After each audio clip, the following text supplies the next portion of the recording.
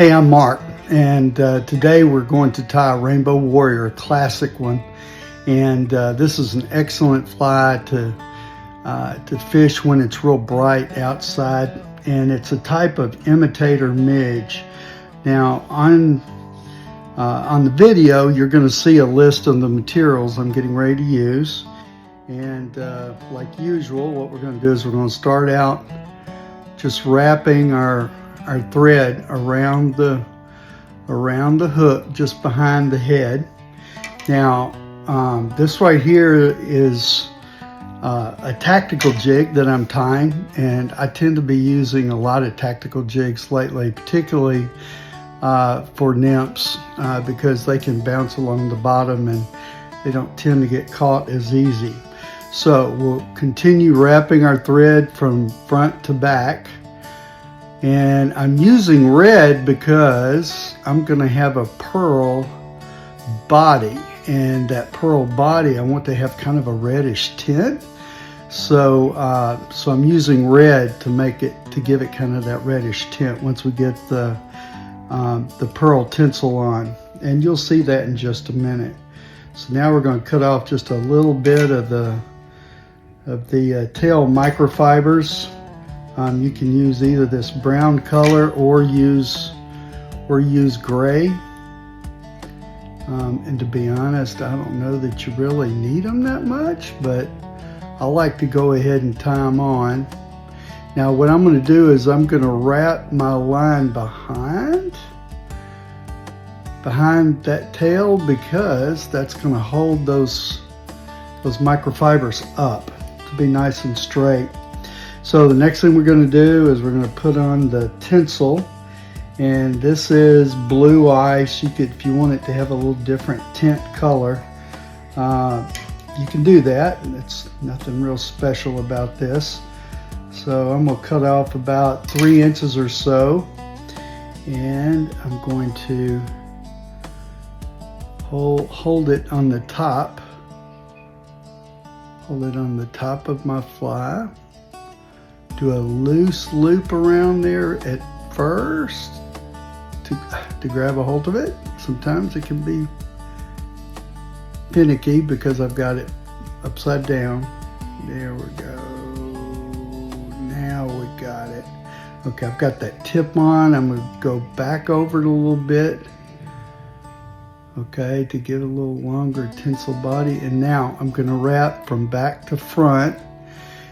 And I'm going to make the body taper from small in the back to wider at the front. Not a lot wider, but just a little bit to give it kind of a little bit of a cone shape. Now, what you'll see me do is we're going to wrap this tinsel around. I'm going to wrap it around the body flat.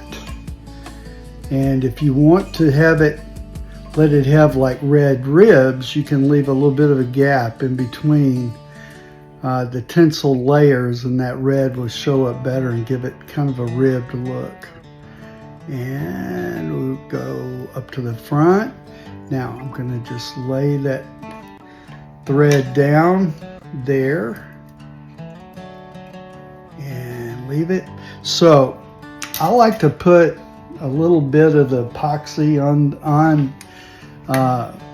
tinsel covered flies. They tend to hold up better when I do this. So I'm going to run just a real thin layer of the epoxy on. And now I'm going to put my UV light on it to get it to dry. That'll cause the fly to hold up better. I think it also makes it shine a little more. There are probably 1,000 different ways to tie Rainbow Warriors. This is just the way I do it, so you may choose to do it differently on your own. So I'll do one more wrap around. Next, what we're going to do is tie a little bit of a thorax on. I'm going to grab the bottom of my dubbing, and this dubbing is a mixed like tan with a little bit of flashabou mixed in. And so now I'm going to take the slack out, and I'm just going to go around a few times. And then there we go. And what we'll do is we'll finish it off with a little whip knot there with the string right behind, and have the red show up just a little bit behind the head. Cinch it down.